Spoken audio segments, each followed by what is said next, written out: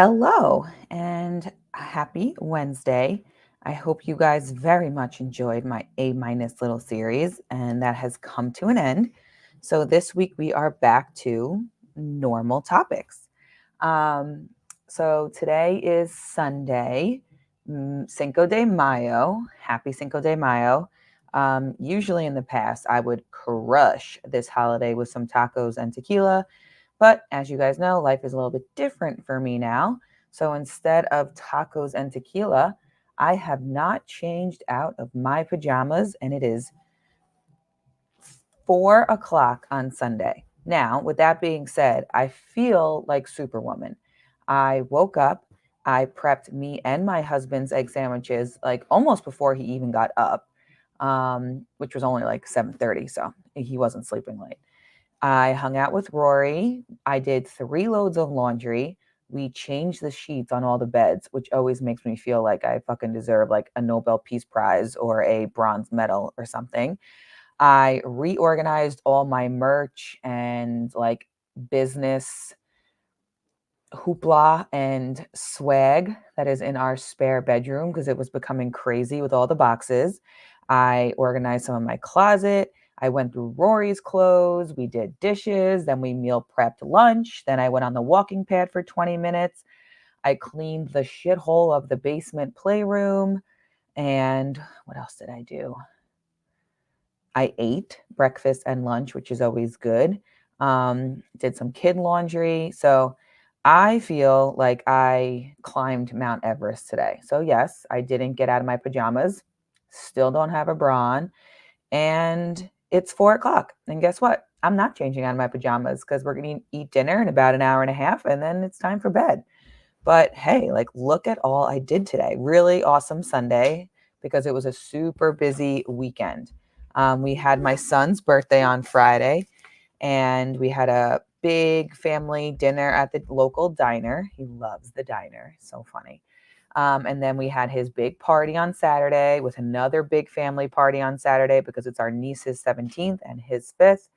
So Friday and Saturday were pretty much all taken up. So the fact that we had nothing on Sunday was epic, much needed.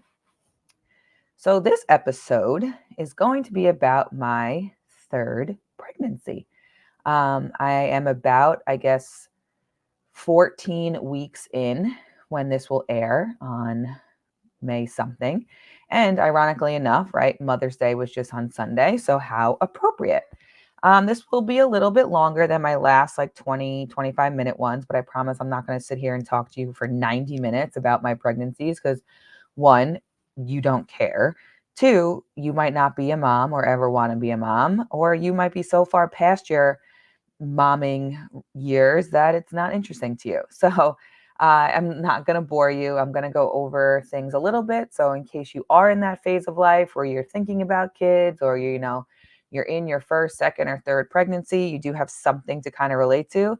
And if you don't, again, hopefully I will be a little bit funny so you can at least laugh if you can't necessarily vibe with what I'm saying. So me and my husband got married in 2018 in June, and we got pregnant in August 2018. Yeah, we did not think that was going to happen.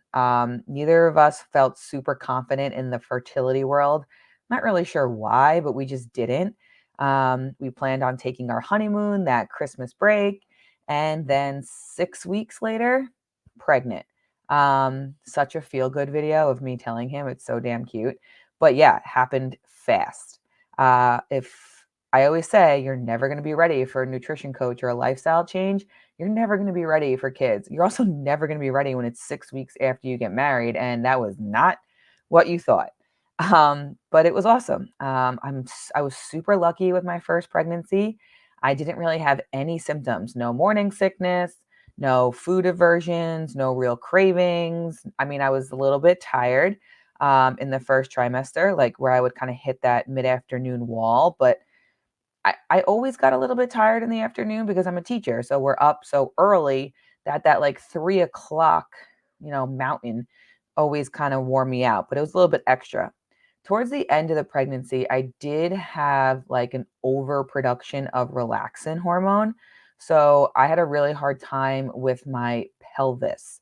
I forget exactly what it's called, but it was like basically my pelvis ligaments and whatnot were like super loosey goosey and very painful. Anytime I had one leg planted or stationary and the other leg like opening up or moving, it was like someone was stabbing me. So getting in and out of the car or flipping over in bed, anything like that was brutal. Again, not to the point where like I was in tears or anything like that, but that was the biggest symptom I had with Rustin. Pregnancy went smooth. We His size was a little bit of a concern to my doctor and my fluid. So they didn't let me go past 40 weeks. They induced me on one day past his due date. And the second they gave me Pitocin, there you go. His heart rate like plummeted. Like me and my husband, they're like, pick a movie to watch. This is gonna be a while. We were getting induced. So we were going through the movie channels. Our parents were like, they knew we were in the hospital, but they weren't planning on coming for like 24 to 48 hours. We were very much like, okay, we're gonna shack up here for a while. Let's see how this goes. He never dropped, all that stuff. I wasn't dilated at all. So when they induced me and the monitor like stopped working, we thought we had like four nurses come in and be like checking the machine. Like, oh, you have to flip over. His heart rate just, got a little funky. So they were like moving the monitor around. They found his heartbeat. We didn't know it was a him at the time. We did not find out the gender for Rustin. And they found its heartbeat, I guess I'll say. And all was fine. They left the room. I'm not even kidding. 60 seconds later, they came rushing back in. His heart rate's done again. So this happened twice. My doctor happened to be in the hospital at the time, and he was literally walking out the doors when they paged him. And they were like, we gave her the smallest amount of Pitocin possible, and his heart rate is not doing well. So he came up to the room and he was like, the fact that you got this much Pitocin and it's already affecting him this much, like, we don't want to give you any more. Let's do a C-section. Let's get him out. So we were like, oh shit, like we didn't even start our movie yet. Okay. So obviously I was like, whatever's best for the baby, that's fine. Emergency C-section, not what I thought was going to happen. They gave Tom, sorry, Tom, that I'm outing you on this. But most people know this story. They gave Tom this surgical suit and they're like, okay, get dressed. We'll wheel her in. Don't worry. We'll wait for you to get dressed and then we'll start. No big deal. So the nurses leave. Well, they leave for a second to like get ready and come back and get me. Tom goes, I have to poop. I have to poop. He got like the nervous shits. So he goes into the bathroom and he starts calling our parents to let them know. And then they wheel me out. I'm in the C-section OR and he's still not there, still not there. And finally he comes in and he's like, I put the suit on inside out, rushing after I went to the bathroom. The nurse was like, yeah, sorry, sweetie, that's not correct. You have to do that again. So basically Tom delayed the birth because of his bathroom issues and his inside out clothes. Um, C-section was definitely interesting, right? Anesthesia, you're like tied down to this bed like Jesus on the cross with your arms spread out. They have that curtain in front of you. My lovely husband stood up to look because he was concerned or just, I guess, interested. And the anesthesiologist like came up behind him and put his hands on his shoulders and we're like, yes, sir, you should not look at that. He sat back down. He was like, yeah, you're right. I shouldn't have looked at that. He said it was pretty wild. They got little Rusty out. Tom stood up to announce his birth and to tell me the gender. And my lovely romantic husband in a Catholic hospital said, oh my God, he has balls. So that was the way I found out my son was my son. My husband telling me he had balls. Um, so yeah, lovely. All that happened. They fixed me back up. They folded Rustin up in a towel, I guess a blanket, sorry, put him between my legs like a football and wheeled me back into my room. It was wild. I was like, he's okay, just in between my legs, sitting in there, getting wheeled through the hospital. He latched right away. We did not call our parents and tell them the gender. We made them wait till they came in. And that was that. It was awesome. Pretty foolproof. I mean, it was an emergency C-section, but it went really well. We did leave the hospital a night early because Tom really wanted to get home because it was the Game of Thrones finale and the hospital did not have HBO. And I agreed with it. I thought I was fine. I was not. I remember sitting in the corner of our couch the night we got home and like crying in pain, which I don't do because I delayed taking the drugs because I was confused because the anesthesia was still like in me. So I was like, oh, this isn't bad at all. I don't need the drugs. Well, the anesthesia wore off, then the drugs were not in me. So I was like a whole day behind on pain management. So the first night we were home was brutal. But at least Tom got to watch the Game of Thrones. But after that, Rustin was such an awesome baby. I much now more appreciate him after having crazy Rory. He was obviously up a lot. I breastfed, so he didn't sleep as well because he digested the milk so fast. We didn't bottle feed until he was like 4 months old, so it was a lot on me, but he was good. He slept. He nursed really well. He didn't really make a ton of noise. He was a very good baby. I got walking right away, right? He was born in May, so I was out walking, getting steps. It was sunny. I did have to go back to work for like 2 weeks in June because teacher maternity leave is a fucking joke and it's pathetic. And this whole country's maternity leave is a joke, but I won't get on my high horse right now about that. But then it was the summer, so I was able to stay home with him and whatnot and, be with him. We had a gym in our garage at the time. That's pretty much where I worked out all summer.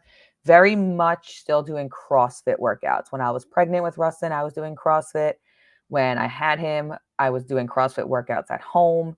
A little bit of strength here and there, but very much CrossFit and like long cardio WODs all the time.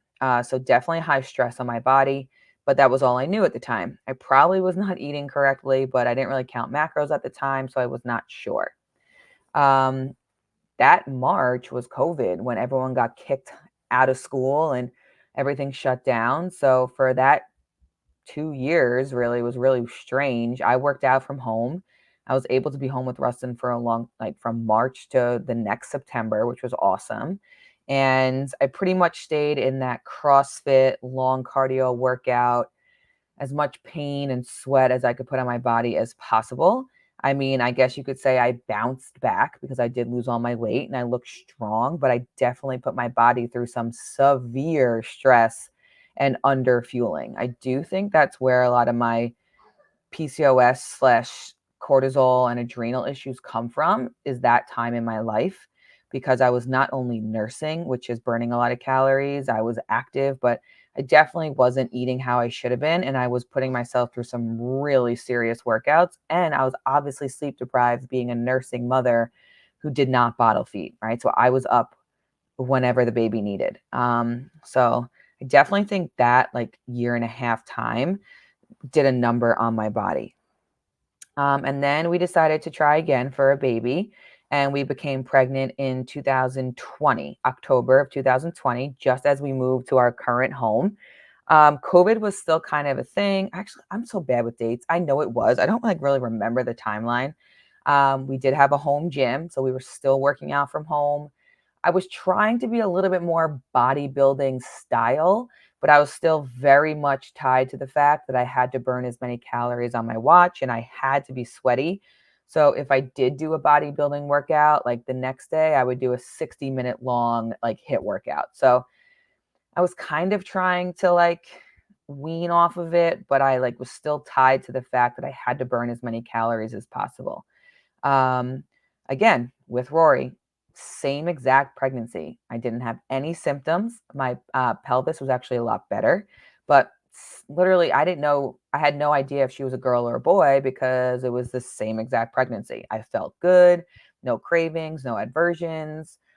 She didn't drop either. I never got fucking dilated, yada, yada, yada.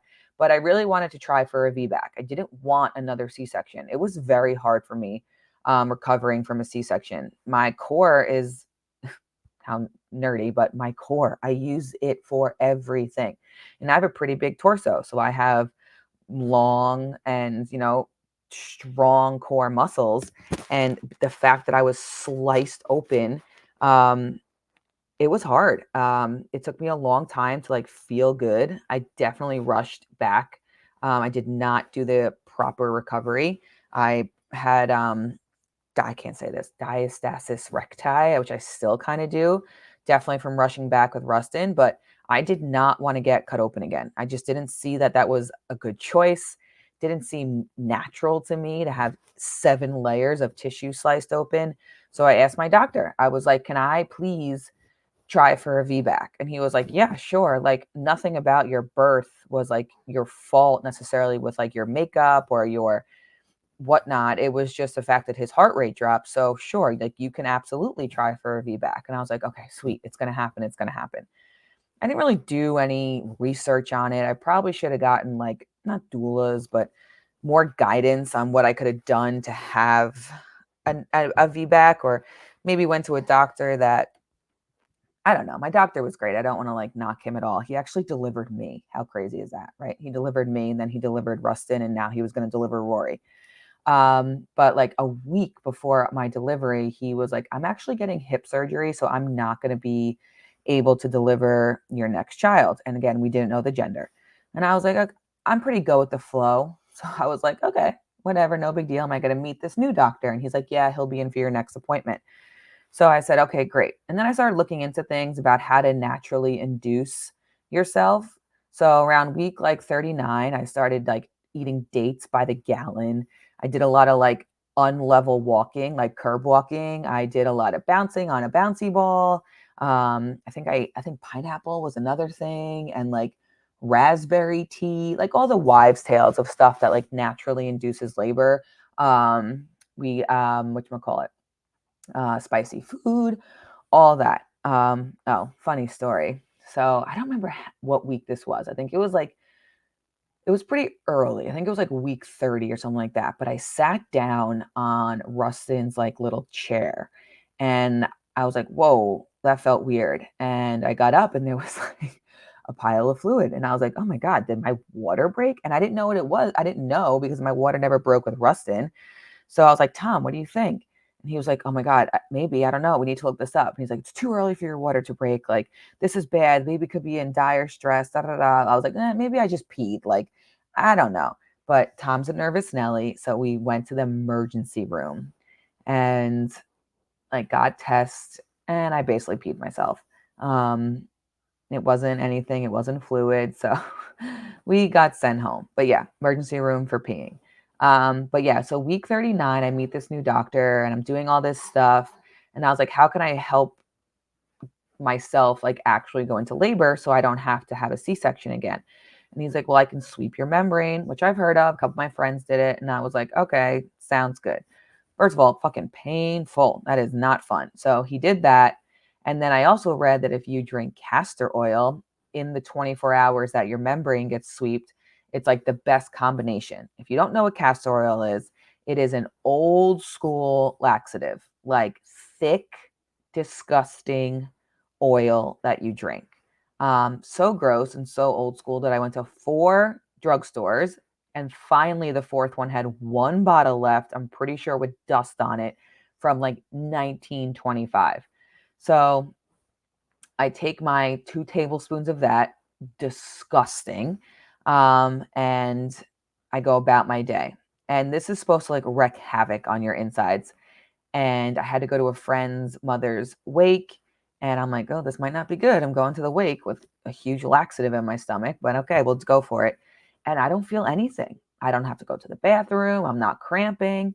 So I get on my high horse, and I'm like, Tom, I am so fucking healthy that even in laxative that could destroy, you know, I don't know, something doesn't work on me. He's like, shut up. Like, okay. And I like felt so good about myself. Well, flash forward like a couple hours later. And yeah, it just took a little bit of time. So a laxative did what a laxative does. And I was in immense pain and obviously going to the bathroom a ton. And it's about 10 o'clock at night, or like 9 o'clock at night on July 9th. Yeah, July 9th. And finally, like, I'm done going to the bathroom, but my stomach is still like severe stomach pains, right? Like every, a couple minutes, I get like these crazy stomach pains. And I was like, oh my God, like when is this gonna stop? And Tom's like, I think I think those are contractions now. And I'm like, no, it's just because I took this stupid fucking laxative. And he's like, no, literally what you're explaining are contractions. And that's what this is supposed to do. It like gets your stomach moving, which therefore like starts contractions. And I was like, you think? And I was like, no, no, it's fine. He's like, Case, we have to go 35 minutes to our hospital. I'm not risking it and delivering this fucking baby on a highway. Like, we're going to the hospital. And I was like, Tom, we already went to the hospital because I peed myself. Like, let's not be that couple again. And then finally, like, they weren't going away. They were coming faster. And he's like, we're going. So his dad came over at like 11 o'clock at night on July 9th, and we go to the hospital. Um, we're like timing them, and they are not anywhere further than 60 seconds apart, and they are brutal. I wished for this. I wanted, this crazy birthing story because my first one was so boring, and holy hell, are contractions painful. They were coming really fast, they were lasting a long time, and they were not easing up. So we get to the hospital, they do the intake, they put me on a monitor. They're like, yeah, these are definitely contractions. They also test like my fluid, my water had broke, only not a ton, but it did. Like I was like, I guess like a small leak.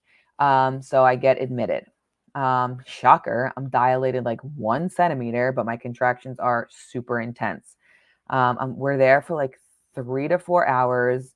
Finally, I'm dilated like 2 centimeters. We're there for another couple of hours. I get an epidural because it is brutal. My water like fully breaks.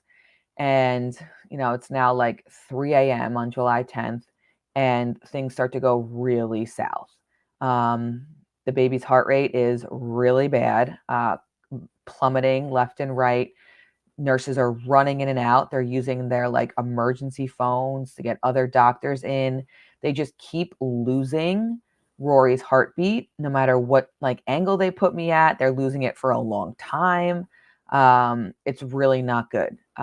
So I'm not progressing. Like the doctor came in, and she was like, yeah, you're maybe like 2.25 centimeters. Like she basically like gave me that quarter just to make me feel better, but I was still 2 centimeters after 6 hours of, labor.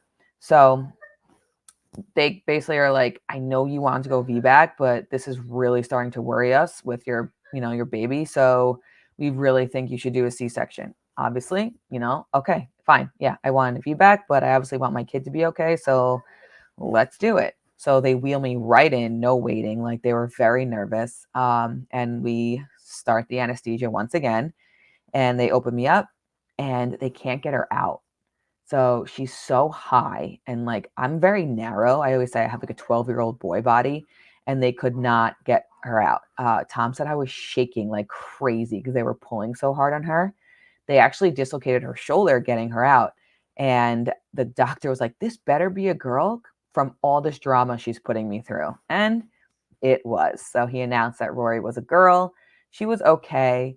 Um, they, fixed me back up, and all was fine after that. But it was a pretty wild delivery. And my best friend's husband's sister was actually our nurse, and she did a great job of faking it. But she told us after that it was probably the scariest delivery she's ever been a part of. So Rory was Rory from the second she came into this world, even beforehand, giving people a hard time. So I think she was born at like 4 or 5 a.m. on July 10th. She was due on July 11th, but because I took that castor oil and put myself through hell, she came a day early. She latched right away. And we didn't tell our parents once again. We did tell them on the phone this time. And then because of COVID, they can only come in one at a time. And we only could have like 3 guests. And from the day she was born till about 4.5 months old, she did not come off my chest. She was brutal. My recovery was better this time. I don't know if it was because I prepared myself, or because of the doctor, or because your body just gets kind of used to it. But I was not as in shock or as in pain as I was the first time. I mean, it definitely hurt. But I definitely felt better. I mean, they tell you not to hold your kid. And the second I got home, I held Rustin. Like, what was I supposed to do? But Rory was brutal. I'm not sure. We couldn't figure out what was wrong with her. She had a lip and tongue tie, but even when that got snipped, she wasn't any better. We went for like a allergy in my milk and blood in her poop, but she didn't have any blood in her poop. But like she clearly was not comfortable. Her poops were like explosive. She pretty much screamed and cried unless she was nursing. Tom, my husband, held her probably 5 times in the first 3 months of her life, and no one even knew, like, what she looked like. Like, my in-laws literally refer to that time as Rory under my shirt. She lived under my shirt. She never came off my chest. She slept at night on my chest, nursing. She stayed she napped on my chest, nursing. She lived the day on my chest, nursing. Like, there were multiple times I remember I was trying to go for a family walk.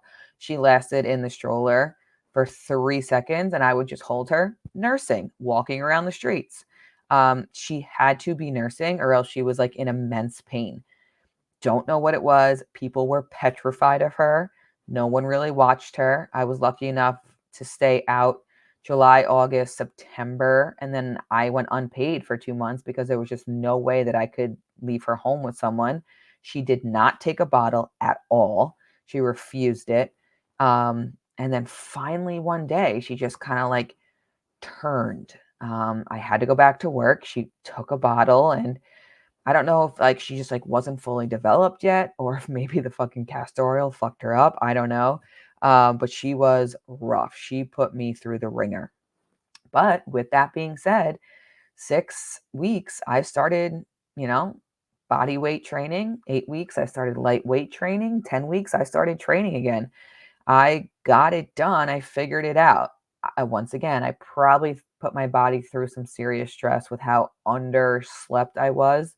But this is where I really made the shift to body building training. I had to. I didn't have a kid that would let me go more than 30 seconds without holding them or doing something. So doing a set of 6 squats was perfect. And then I racked the bar and then I went over to Rory.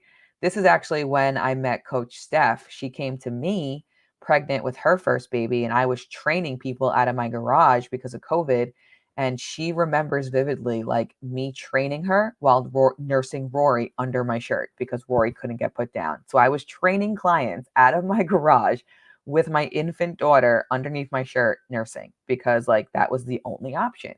And when she first had her kid, she was like, "How did you do that?" Like, I needed 6 pillows under each arm. I needed a water by me. And she was like, "You were fucking showing me how to squat while your daughter was latched onto you," which is pretty funny.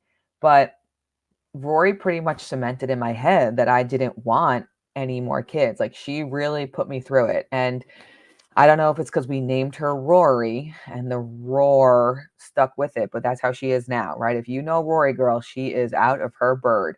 She has a personality, she has a temper, she's also a love muffin, and I just have such a soft spot for her. But she is not easy. She is definitely the second wild kid. Um, and she's not calming down. Who am I kidding? But, like, she's getting older now, and I just was like, "Okay, like, I can't do that again. We're good. We have a healthy boy and a healthy girl. We're finally getting to that point. We're out of diapers, yada, yada, yada." And then I get diagnosed with PCOS, right? And the doctor's like, "Fertility is gonna be really hard. I don't know how you feel about being done with kids, but people with PCOS have a hard time getting pregnant." And I was like, "Oh, like, I'm okay with telling myself that I don't want more kids, but, like, I don't like there being, like, not a rule, but the fact that, like, it's kinda getting taken away from me. I didn't like that, and it kinda opened up this gap of, like, "Wait, am I done?" And then, full honesty, my husband has this group of friends that he's lifeguarded with since he's been 15 years old. It is I think it's 3, 4, 5, 6 other boys, I guess men, sorry, and him. So there's a group of like 7 that they have lifeguarded and been like best friends since they were 15 years old. They used to go on vacations together. They've been in every one of their wedding parties. They're very close. And out of those 7, 6 were having kids in 2024. Me and Tom were the 7th that were not. And I never got peer pressured into drinking or doing drugs, but I think I definitely got peer pressured into having a kid. Tom kept being like, come on, like everyone's doing it. Everyone's having a kid. It's going to be so cool. They're all going to grow up together. Da, da, da. I was like, Tom, we can't have a kid just because everyone else is, right? But then the PCOS thing, and then one of their wives was like, you know how good that'd be for your business? Like people could see you have a kid and like do everything and get back into shape and still, enjoy your pregnancy. And I was like, yeah, that would be cool. But, obviously can't have a kid for like business reasons. But then I don't know. I started seeing Art, Rustin and Rory with their like baby cousins, and they were so good with them. And I kind of missed having a little nugget around. And I just told Tom that, all right, you know what? We can try for a couple months. If it happens, it happens. Well, it fucking happened that week. Um, insane. So I guess PCOS did not have that much of a control on me fertility wise, but I take care of myself, right? Like when you have PCOS, the number one things you're supposed to do is strength train, don't do HIIT workouts, eat high protein, get a lot of steps. I do all that. And I've been doing that for a lot of years. So I think that was a big factor.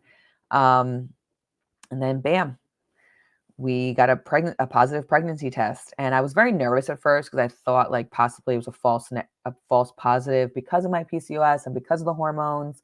So I called my doctor right away and he was like, you can come in and we can do blood work, but I think you're fine. Like that doesn't really happen with PCOS. So let's just, we can wait till week 8. I also, the day I took the pregnancy test, I did feel a little bit nauseous in the morning with I'll never forget. I was standing at the corner of the island and we were about to go to the gym. It was a Saturday. And I was like, ooh, Tom, like I feel a little nauseous. This is weird. He's like, are you pregnant? I was like, no way. Like we basically started trying like yesterday. But I like never really get like that. And ironically, like 2 days before that, Rustin like jumped on me and elbowed me in the boob and it hurt. And like that never really hurts. I feel like my boobs are numb from 3 years of nursing the kids. And I was like, ow, like that kind of hurt.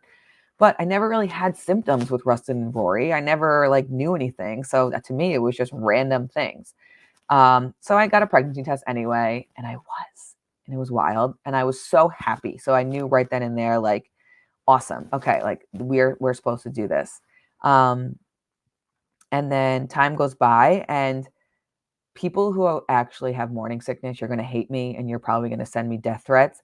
But the fact that I was like a tiny bit nauseous in the mornings, like really excited me. I'm not sure that's great English, but I never had like any symptoms and I always kind of wanted them. I wanted to be like, oh, I'm craving burritos with ketchup on it. And I get a little sick in the morning. Like, I just think those stories are kind of cool and memorable.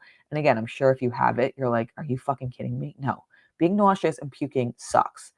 I also never really got up as early as I had been with the other two, right? I was getting up at 4:30 in the morning to go to the gym. So the fact that I was up super early, I had to bring like a little snack with me to the gym because the second I ate, it went away.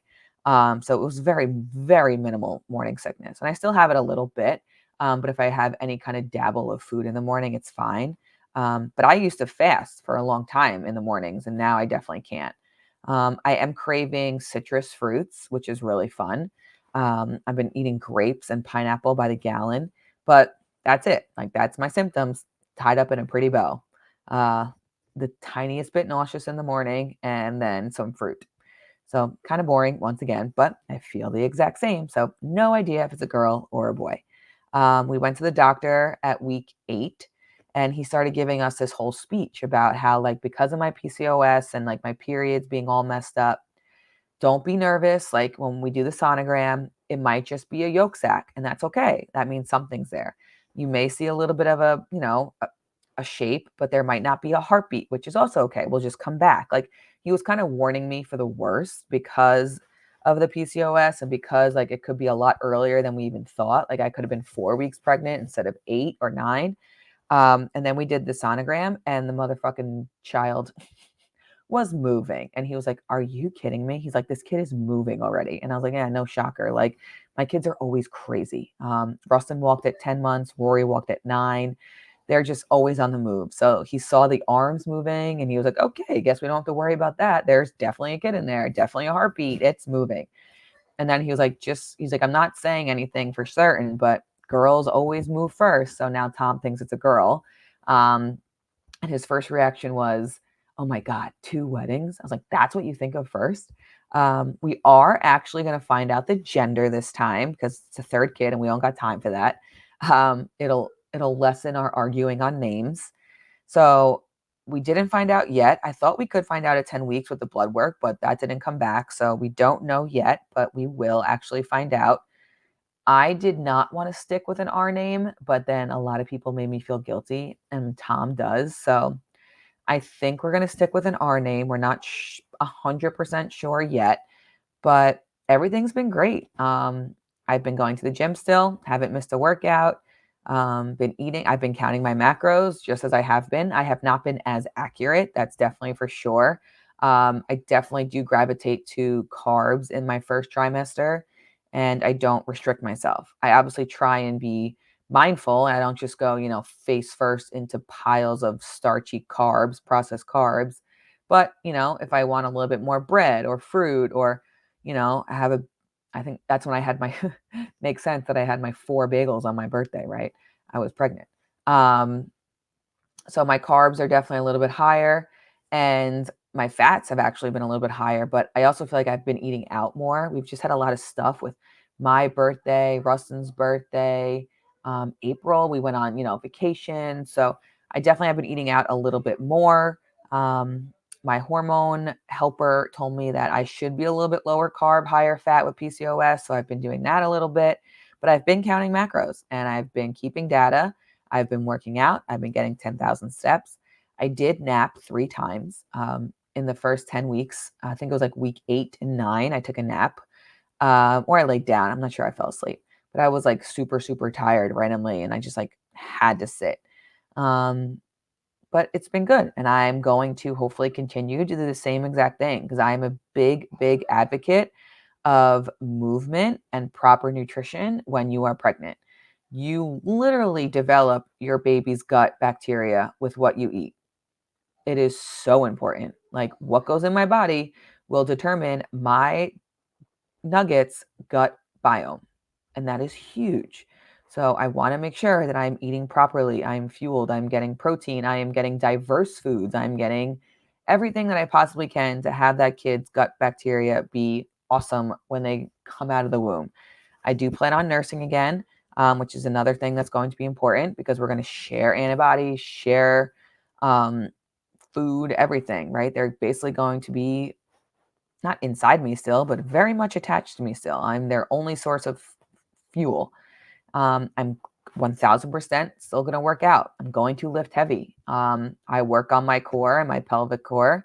I'm not going to do 1 rep max, and I probably won't go to failure anymore on legs, but I will go to failure on upper body. I will go very close. I will probably stay in the 7 RPE range. I will still lift heavy. I mean, I squatted 270 yesterday on the V squat. I will continue to do that. I think it's important. I know my capabilities, and exercise is phenomenal for the baby. You literally pump blood to the placenta. So I'm not going to stop. I'm surely not going to sit down and be a lard. I will have that time once the kid is born and I'm not able to work out and I'm nap trapped, which I will love. But I will definitely continue to update you guys on the pregnancy and what I'm doing and how I'm feeling. But forewarning, it's probably going to be pretty boring because that's just how my pregnancies are. And I'm glad for that, right? Like I'm very lucky that my pregnancies are boring, that we have 2 healthy babies. My deliveries are a little bit of a shit show. But this time I will not be going for a VBAC. It is a hard no from my doctor. It will definitely be a scheduled C-section. So that will be hopefully less anticlimactic, a little bit more planned. So ironic that I love planning everything in my life, but I wanted a crazy, wild labor story. I'm fucking weird. But yep, it'll probably be a scheduled C-section about a week early. So the first week in November. But yeah, I will keep you updated on everything. And it won't be the only thing I talk about. Don't worry. So if you're not a mother, not planning on being one, this podcast is not changing to a pregnancy podcast. I will go back to my rants just like usual next week. I'll probably update pregnancy randomly in podcasts or like, second trimester, third trimester, and then here's the baby. Because nothing really changes for me. I do the same shit. I'm gonna get up at 4:30 and go to the gym. I'm gonna lift 4 times a week. I'm gonna do cardio 1 time a week. I'm gonna count my macros. I'm gonna focus on protein. I'm gonna have water. I'm not gonna drink, obviously. I'm gonna try and limit my meals out. I'm very much the same person. When I am pregnant, when I am postpartum, everything. So I hope this was a little bit enjoyable to hear, a little bit of an insight. Hope you got to laugh a little bit. Um, there were definitely some wild stories there, but that is that. And I'm so glad to be sharing this with you guys. It'll hopefully be a really fun journey for everybody. Again, even if you are not pregnant. And that is that. I hope you have a really awesome week. Please reach out with any questions if you are thinking about getting pregnant, if you are with your child first, second, third, fourth, fifth. I know they can all be different. You can obviously try and set yourself up better for postpartum life on every go around. So that's awesome. And I will be actually I'm going to launch this soon, a select group of currently pregnant or very newly postpartum moms to work with me one-on-one and kind of go through this together, which will be pretty cool. But yeah, CJLC is still obviously taking clients, more so Coach Steph and Coach Kaylee. I am pretty much maxed out, but we have had some awesome transformations. Things are going really well. The community is growing. We're getting more certifications. We're educating ourselves more. So please reach out to us. You can find the coaching application in this podcast bio. You can find it on my Instagram, Coach Steph or Coach Kaylee's Instagram. We are having our in-person workshop on June 6th. It is on Long Island, but Long Island is beautiful in June. So even if you are within a couple hour drive, think about coming. Make it like a weekend trip with some gals. Nothing is better than Long Island in the late spring, early summer. It's beautiful. And we'd love to see you there. There's free food. There's a lot of education. There'll be good people. So that is also on our Instagrams and linked in this episode show notes. But have a really awesome week. Today is Wednesday, so tomorrow everybody should be sitting down and looking at their next week to plan out meal prep and dinners so we can stay organized. But have a lovely day, live A minus, and keep showing up.